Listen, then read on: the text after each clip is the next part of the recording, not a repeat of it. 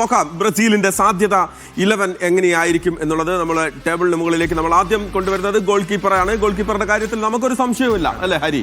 Allison Backer തന്നെയാണ്. എന്തുകൊണ്ട് എന്ന് ചോദിച്ചു കഴിഞ്ഞാൽ അദ്ദേഹത്തിന്റെ എക്സ്പീരിയൻസ് ഉണ്ട്. പിന്നെ കഴിഞ്ഞ മത്സരത്തിലും സമനില പിടിച്ചപ്പോൾ നിർണായകമായ ചില സേവകൾ അലിസന്റെ ഭാഗത്തുനിന്നുണ്ടായിരുന്നു. എഡേഴ്സനെ വെച്ച് കമ്പയർ ചെയ്യുമ്പോൾ എനിക്ക് തോന്നുന്നു ഒരു കോൺഫിഡന്റ് ആയിട്ടുള്ള ഒരു ഘടകം എന്ന് പറയുന്നത് അലിസൺ ബക്കർ തന്നെയാണ്. 76 മത്സരങ്ങൾ ബ്രസീലിനായി അന്താരാഷ്ട്ര മത്സരത്തിൽ വല്ലക്കാത്ത അലിസൺ ബക്കർ 45 മത്സരങ്ങളിലും അദ്ദേഹത്തിന് ക്ലീൻ ഷീറ്റ് ആയിരുന്നു. അപ്പോൾ അത്രയും വലിയൊരു ട്രാക്ക് റെക്കോർഡ് അലിസൺ ബക്കർക്കുണ്ട്. 145 ഷോട്ടുകൾ, ക്ഷമിക്കണം 156 ഷോട്ടുകൾ, ഗോളെന്നുറച്ച ഷോട്ടുകൾ ബ്രസീലിന്റെ വലയിലേക്ക് വന്നത് അലിസൺ ബക്കർ തടഞ്ഞിട്ടുണ്ട്. അതുകൊണ്ട് തന്നെ മറ്റൊരു പേരിലേക്ക് നമ്മൾ ഈ മുന്നേറ്റത്തിന്റെ താരങ്ങളെയും മധ്യനിര താരങ്ങളെയൊക്കെ സൂപ്പർ സ്റ്റാർ ആയിട്ട് കാണുന്നുണ്ട്. ബ്രസീലിന്റെ ഒരു സൂപ്പർ സ്റ്റാർ ആണ് ശരിക്കും അലിസൺ എന്ന് പറയുന്നത്. അലിസൺ ബക്കർ തന്നെ വല കാക്കും, അതിൽ സംശയമില്ല. നോക്കാം ബ്രസീലിന്റെ പ്രതിരോധ നിരയിലെ താരങ്ങൾ ആരൊക്കെയായിരിക്കും. ഹരി നേരത്തെ പറഞ്ഞ 2 മാറ്റങ്ങളുണ്ട് കേട്ടോ. ഒരു മാറ്റം ഡാനിലോ വന്നു. അതെ, ഡാനിലോ ഉറപ്പായിട്ട് ഈ മത്സരത്തിൽ കളിക്കുമെന്ന് തന്നെയാണ് പ്രതീക്ഷിക്കുന്നത്. കാരണം റൈറ്റ് ബാക്ക് കഴിഞ്ഞ മത്സരത്തിൽ വളരെ മോശമായിരുന്നു. അവിടെ വല്ലാതെ സ്പേസ് ഉണ്ടാകുന്നത് നമ്മൾ കണ്ടു. അപ്പോൾ ആ ഒരു പൊസിഷനിലേക്ക് റൈറ്റ് ബാക്ക് സ്വതസിദ്ധമായ പൊസിഷനിൽ കളിക്കുന്ന ഒരു താരത്തെ തന്നെ കൊണ്ടുവരും. അദ്ദേഹത്തിന് ഒരല്പം വേഗത കുറവുണ്ട്, അല്പം പ്രായമായിട്ടുണ്ട്. അതുകൊണ്ട് തന്നെ ആയിരിക്കും ആൻസലോട്ടി കഴിഞ്ഞ മത്സരത്തിൽ അങ്ങനെ ഒരു ശ്രമം നടത്തി നോക്കിയത്. പക്ഷേ ഈ മത്സരത്തിൽ ജയം അനിവാര്യമാണ്. അതുകൊണ്ട് തന്നെ അങ്ങനെ ഒരു റിസ്കിലേക്ക് പോകാൻ സാധ്യതയില്ല. റൈറ്റ് ബാക്ക് പൊസിഷനിൽ റൈറ്റ് ബാക്കിനെ തന്നെ ഇറക്കുമെന്ന്. അദ്ദേഹം കഴിഞ്ഞ മത്സരത്തിലും അത്യാവശ്യം നന്നായി ചെയ്തിട്ടുണ്ട്. അപ്പം സെൻട്രൽ ഡിഫൻഡേഴ്സ് ആയിട്ട് മാർക്കിന്യോസും മഗലേസും തന്നെയായിരിക്കും വരും. അതിലൊരു മാറ്റവും ഇല്ല. കാരണം അതെ, ഇപ്പൊ അവർക്ക് ലഭിക്കാവുന്ന ഏറ്റവും നല്ല 2 സ്റ്റോപ്പർ ബാക്സ് ആണ്. ഇപ്പൊ നിലവിൽ ലോക ഫുട്ബോളിലെ തന്നെ ഏറ്റവും മികച്ച 2 സ്റ്റോപ്പർ ബാക്സ് ആണ്. അപ്പൊ അവർ തമ്മിലുള്ള ലിങ്കപ്പ് ആണ് ഇനി അവർക്കൊരു ആൻസലോട്ടിക്ക് ഒരു പ്രശ്നമായിട്ടുള്ളത്. എനിക്ക് തോന്നുന്നു ഈ ഡിഫൻസിന്റെ ടോട്ടൽ സ്ട്രക്ചറിൽ ഒരു പ്രശ്നം ഉണ്ടായിരുന്നു കഴിഞ്ഞ മത്സരത്തിൽ. അതുകൊണ്ട് തന്നെ സെൻട്രൽ ഡിഫൻഡേഴ്സിന് ഒരു അല്പം പ്രശ്നം സംഭവിച്ചിട്ടുണ്ട് ലിങ്കപ്പിൽ. അപ്പോൾ ഡിഫൻസീവ് മിഡ്ഫീൽഡർമാരുടെ ഭാഗത്തുനിന്ന് കഴിഞ്ഞ അതെ അവർ ഔട്ട് ഓഫ് പൊസിഷൻ ആയി പോയി. കാരണം ഈ 2 ലെഫ്റ്റ് ബാക്കും റൈറ്റ് ബാക്കും വീക്ക് ആവുമ്പോൾ ഈ ഡിഫൻസീവ് മിഡ്ഫീൽഡേഴ്സിന് അവിടെ സപ്പോർട്ട് ചെയ്യാൻ പോകേണ്ട. അപ്പം സെന്റർ ഓപ്പൺ ആയി. അപ്പോൾ സെൻട്രൽ ഡിഫൻഡേഴ്സ് അല്പം പ്രഷറിലാവും. അങ്ങനെയാണ് ഇസ്മായിൽ സൈബാരിയുടെ ആദ്യ ഗോളിനുള്ള പാസ് വരുന്നത്. അപ്പം എനിക്ക് തോന്നുന്നു കാസിമിറോയ്ക്കും ബ്രൂണോ ഗൊമേറസിനും അവരുടേതായ പൊസിഷനിൽ കളിക്കാൻ ഒരു അവസരം നൽകി കഴിഞ്ഞാൽ അല്പം കൂടി കഴിഞ്ഞ മത്സരത്തിൽ അദ്ദേഹത്തിന്റെ പെർഫോമൻസ്. നമുക്ക് ആ ലിസ്റ്റ് 2 പേരുടെയും പേരിലേക്ക് പോകാം. അവിടെ ഡിഫൻസീവ് മിഡ്ഫീൽഡർമാരായിട്ട് വരുന്ന 2 പേര്, കസിമിറോയും ഒപ്പം തന്നെ ബ്രൂണോ ഗൊമേറസ്. അപ്പോൾ കസിമിറോയെ സംബന്ധിച്ചിടത്തോളം ഹരി കഴിഞ്ഞ തവണ അദ്ദേഹത്തിന്റെ പെർഫോമൻസിന് നമ്മൾ അത്രയൊരു വലിയ ഇല്ലില്ല, അദ്ദേഹം നിറമങ്ങിപ്പോയി ശരിക്കും. പക്ഷേ ബ്രസീലിനെ സംബന്ധിച്ച് ബ്രസീലിന്റെ ഒരു എഞ്ചിനാണ് കാസിമിറോ എന്ന് പറയുന്നത്. വർഷങ്ങളായി ബ്രസീലിന്റെ ഡിഫൻസീവ് മിഡ്ഫീൽഡിൽ കളിക്കുന്ന താരമാണ്. ക്ലബ് ഫുട്ബോളാണെങ്കിലും എന്തോ ആയിക്കോട്ടെ, അദ്ദേഹം ഒരു എഞ്ചിനാണ്, നിർത്താതെ പ്രവർത്തിച്ചുകൊണ്ടിരിക്കുന്ന ഒരു എഞ്ചിനാണ്. ഇപ്പോൾ അദ്ദേഹത്തിന് കഴിഞ്ഞ മത്സരത്തിൽ നിറമങ്ങിപ്പോയി. അതിന്റെ പ്രധാന കാരണം അദ്ദേഹത്തിന്റെ പൊസിഷനിൽ കളിക്കാൻ, ഫ്രീ ആയി കളിക്കാൻ അദ്ദേഹത്തിന് പറ്റിയില്ല എന്നുള്ളതാണ്. അദ്ദേഹം പല ഏരിയ അദ്ദേഹത്തിന് കവർ ചെയ്യേണ്ടി വന്നിട്ടുണ്ട്. ബ്രൂണോ ഗൊമേറസ് ആണെങ്കിലും വേൾഡ് ക്ലാസ് പ്ലെയർ ആണ്.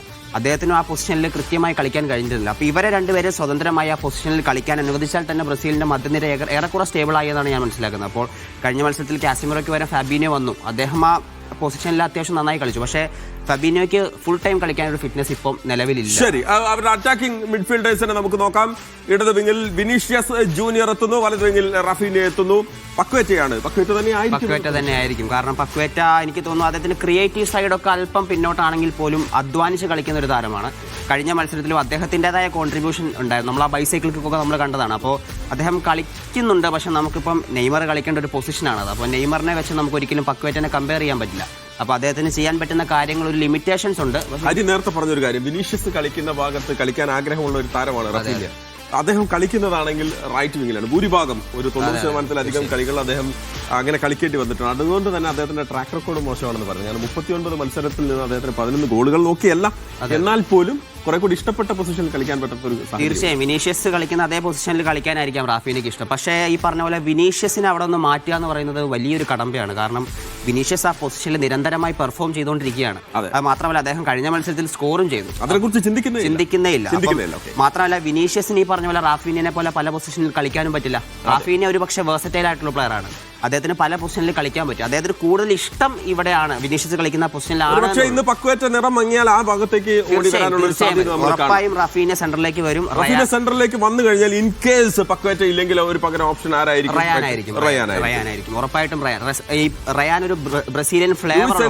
ആ പൊസിഷനിൽ വരുന്നുണ്ടോ? ലൂയിസ് എൻറിക്കയും ആ പൊസിഷനിൽ ഉണ്ട്. പക്ഷെ എനിക്ക് തോന്നുന്നു റയാനാണ് കുറച്ചുകൂടി, അദ്ദേഹം കുറച്ചുകൂടി യങ് ആയിട്ടുള്ള പ്ലെയർ ആണ്, ഫാസ്റ്റ് ആണ്, ഒപ്പം ഒരു ബ്രസീലിയൻ ഫ്ലേവർ ഉള്ള താരമാണ്. ഇപ്പൊ റോഡ്രിഗോയെ പോലുള്ള താരങ്ങളൊക്കെ പരിക്ക് പറ്റി പുറത്താണല്ലോ. അപ്പം റയാൻ ആ ഒരു പൊസിഷനിൽ നല്ലൊരു ഓപ്ഷൻ ആണെന്നാണ് തോന്നുന്നത്. ശരി, ഒക്കെ മുന്നേറ്റ നിരയിൽ ഗോൾ അടിക്കാൻ ആര്, സ്ട്രൈക്കർ റോളിലേക്ക് ആരെത്തും എന്നുള്ളതാണ്. അവിടെ മത്തേസ് കുഞ്ഞയാണ്. എന്തുകൊണ്ട് ഈഗോർ തിയാഗോയെ നമ്മൾ പുറത്താക്കണം? ഈഗോർ തിയാഗോ ഫിസിക്കലായി കളിക്കാൻ പറ്റുമെന്നുള്ളതിനുപരി മറ്റൊരു ക്രിയേറ്റീവ് സൈഡോ അല്ലെങ്കിൽ ഒരു ഹാഫ് ചാൻസ് ഗോളാക്കാനുള്ള ഒരു കപ്പാസിറ്റി നമ്മൾ കണ്ടില്ല. അദ്ദേഹത്തിന് ട്രാക്ക് റെക്കോർഡൊക്കെ നല്ലതാണ് ക്ലബ് ഫുട്ബോളിലൊക്കെ, പക്ഷേ കഴിഞ്ഞ മത്സരത്തിൽ അദ്ദേഹം വളരെയധികം നിറം മങ്ങിപ്പോയി. മത്യാസ് കുഞ്ഞ എന്ന് പറയുമ്പോൾ അദ്ദേഹത്തിന്റെ ക്വാളിറ്റി എന്താണെന്ന് വെച്ച് കഴിഞ്ഞാൽ അദ്ദേഹത്തിന് ഫൈനൽ തേർഡിലേക്ക് മൂവ്മെന്റ്സ് ഉണ്ടാക്കാൻ പറ്റും. അദ്ദേഹം വിത്ത് ബോൾ അത്യാവശ്യം നന്നായി കളിക്കുന്നില്ല. ഗോൾ എനിക്ക് തോന്നുന്നു അദ്ദേഹം ക്രിയേറ്റീവ് സൈഡിൽ ഭയങ്കര ബ്രില്യൻ്റ് ആണ്. എനിക്ക് തോന്നുന്നു പ്രോപ്പർ സ്ട്രൈക്കറൊക്കെയാണ് ആൻസലോട്ടി ഉദ്ദേശിക്കുന്നതെങ്കിൽ എൻട്രിക് ആയിരിക്കും വരിക. പക്ഷേ കുഞ്ഞിനെ ഉദ്ദേശിക്കുന്നതെന്ന് പറഞ്ഞാൽ കുഞ്ഞിക്ക് ബോൾ വന്ന് റിസീവ് ചെയ്ത് അവിടെ ഒരു കളി ഉണ്ടാക്കാനുള്ള ഒരു സ്കില്ല് കുഞ്ഞിക്കുണ്ട്. ഓക്കെ, അതിലൊരു കണക്ക് കൂടെ പറഞ്ഞ് അവസാനിപ്പിക്കാം. മത്തേസ് കുഞ്ഞ ബ്രസീലിന്റെ അണ്ടർ 23 ടീമിൽ കളിക്കുന്ന സമയത്ത് 24 മത്സരങ്ങളാണ് കളിച്ചത് അദ്ദേഹം. അതിൽ 23 ഗോളുകൾ അദ്ദേഹം നേടിയിട്ടുണ്ട്, അതായത് അണ്ടർ 23. പക്ഷെ സീനിയർ ടീമിലേക്ക് വന്നപ്പോൾ അദ്ദേഹത്തിന് ഒരേ ഒരു ഗോൾ മാത്രമാണ് സ്കോർ ചെയ്യാൻ പറ്റിയെന്നാണ് മനസ്സിലാക്കുന്നത്.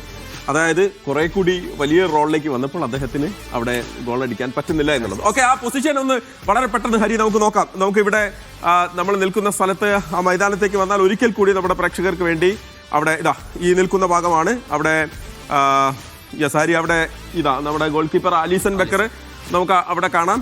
ഒപ്പം തന്നെ 4 ഡിഫൻഡേഴ്സ്. ഡഗ്ലസ് ഈ സൈഡിലുണ്ട്, ഡാനിലോ അവിടെ അല്ലെ, ഹരി നിൽക്കുന്ന ഭാഗത്ത് ഡാനിലോ, മഗല്ലസ്, ഒപ്പം തന്നെ മാർക്കിനിയസ് അല്ലെ, 2 സ്റ്റോപ്പർ ബാക്കുകൾ അവിടെ വരികയാണ്. ഒപ്പം തന്നെ നമ്മൾ ഈ ഹരി നിൽക്കുന്ന അവിടെ കസിമിറോയുണ്ട്, അതുപോലെ തന്നെ ബ്രൂണോ ഗുമേറസും ഉണ്ട്. ഓക്കെ, അപ്പോൾ ഈ പക്വേറ്റ നിൽക്കുന്ന ഈ ഭാഗം അദ്ദേഹത്തിനെ സംബന്ധിച്ചിടത്തോളം ഇത് വളരെ ക്രൂഷ്യൽ ആയിട്ടുള്ള ഒരു പൊസിഷനാണ്. കാരണം കഴിഞ്ഞ മത്സരത്തിൽ പക്വേറ്റയ്ക്ക് വളരെ കാര്യമായിട്ട് പെർഫോം ചെയ്യാൻ പറ്റാത്ത ഒരു ഏരിയ കൂടിയാണ്. അപ്പോൾ ഇവിടെ നിന്ന് മുന്നോട്ടേക്ക് പന്തുകൾ കൃത്യമായി കൊടുക്കുക എന്നുള്ളതായിരിക്കും അദ്ദേഹത്തിന്.